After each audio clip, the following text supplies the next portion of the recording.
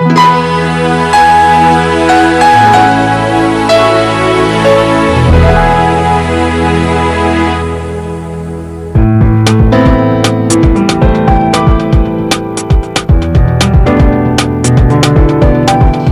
is home to 1,53,000 high net worth individuals who are collectively worth $589 billion. The country's financial capital, Mumbai, with 30 billionaires, is among the top 5 billionaire cities globally. Even as you are stumped by these astounding numbers, the thing that crosses your mind is, where do these richy rich live? Well, without exceptions, they all live in the innerst part of the town, a Tony address as they all say. With the economic boom and fast-changing lifestyles, a new crop of builders have redefined Mumbai's Tony address with the construction of super luxury apartments. Take Worli for instance. In the last 10 years, it has transformed completely. The familiar chimney dotting the skyline is missing. The mills have gone. In its place are swanky malls and super luxury towers. Just near the famous Worli landmark, the TV Tower, Omkar's 8,000 crore rupee residential project is underway. Construction is on for 76-story towers that could be an envy of everybody. This project redefines what a luxury apartment really means. It is uniquely named 1973. Well, that number stands for Mumbai's geographical locations, 19 degrees latitude and 73 degrees longitude.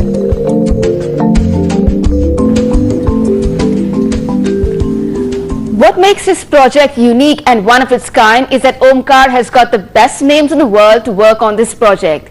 Clearly, they're keen to redefine taste, redefine class. And so they've got the leading architect, structural and interior designer from London. And putting this towering giant together is our very own construction company, Larsen & Toubro. Today, Worli is the most sought-after address in Mumbai. What makes it unique is its sea view, and this has been made more beautiful with the artistic construction of the Bandra Worli Sea Link. Omkar 1973 residents get a magnificent view of the sea. This 300-meter high, 3 towers complex will house 400 apartments. Apartments will add measure anywhere from 2,500 square feet to 18,200 square feet. And the price tag is between 15 crore rupees and 100 crore rupees. Little wonder that these dream houses are aptly called the Sky Bungalows or Palaces in the Sky.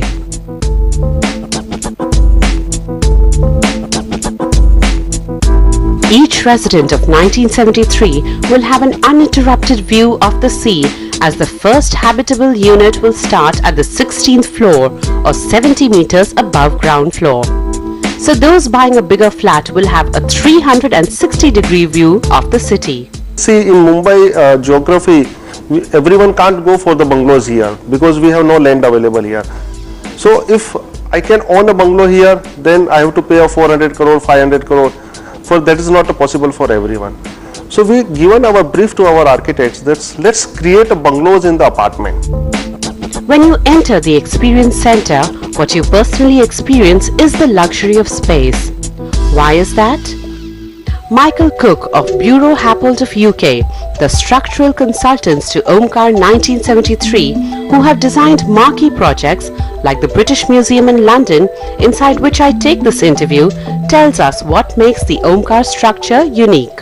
What do you say are the challenges of building tall buildings? A building that tall, how you get all that material up into the sky, the cranes, the ways that you safely keep people working up there in the sky is really challenging.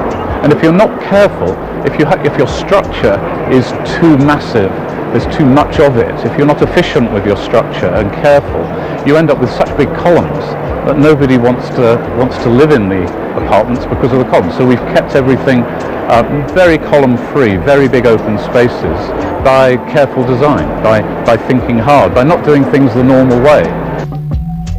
And Omkar has conceptualized a unique design for these open spaces. So where I'm standing now is this huge courtyard or terrace or balcony as we all know it. And as I move to the left is a room. And nothing really separates the inside from the outside. We have created here life inside outside.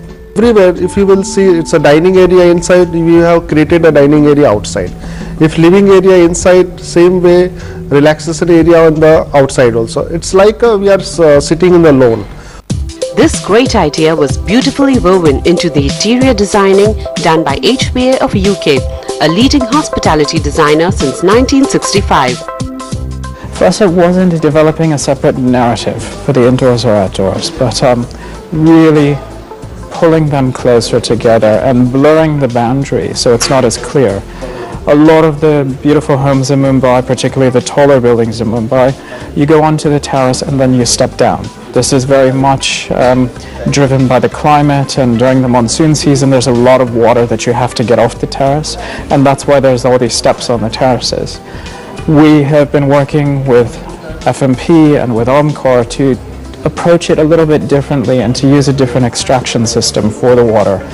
And with the beautiful stacking doors, the interiors just open directly onto the terrace, and you have this experience where your whole house all of a sudden feels like your exterior.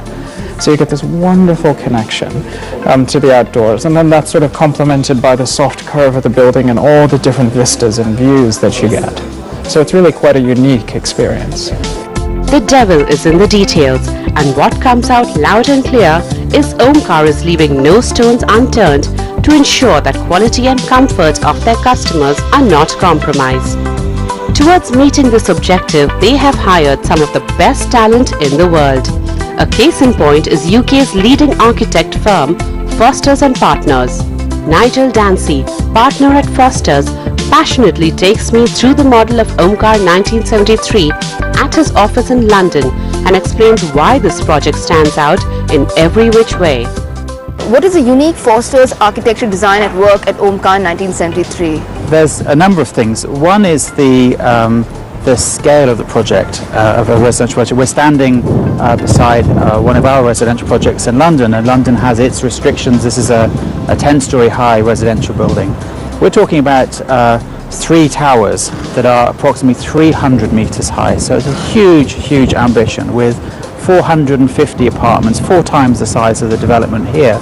So in scale terms, and also in the size of the units, they're wonderful, spacious layouts where we have external terraces, natural ventilation, huge sliding opening doors, and then the tops of the towers feature very unique sort of palaces in the sky, we call them, which are these circular discs which overlap each other. There's a helipad, there's a restaurant bar area, and there's these 360-degree palaces with absolutely incredible views over the city. So there's some really unique ideas that have come together in something which also supports a density which we believe in. So we actually have a lot of development on the site, but with sensational views over the city. So how do you define luxury?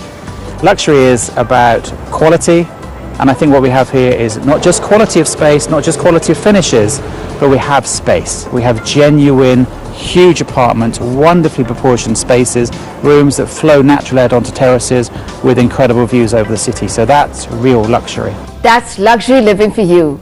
We need to take a short break, but coming up on the other side, I will walk you through the kind of amenities that Omkar 1973 offers. You will be simply bowled over by what you see.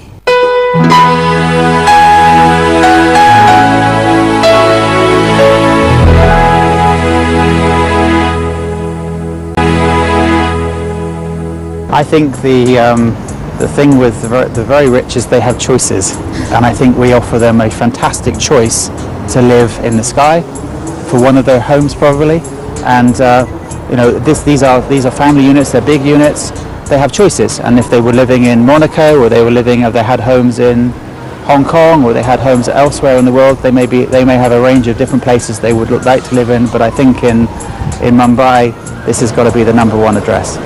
So who is going to stay in this #1 address? Who is the architect and interior designer kept in mind while designing Omkar 1973? What is the profile of people who will be staying in these luxurious sky villas? It is for the metropolitan connoisseur.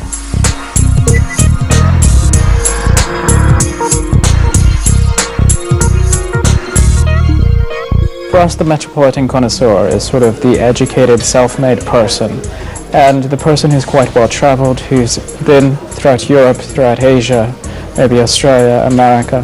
They're people who have traveled, been well educated, run a business, and they know the best of the world. It's not just what you can find locally.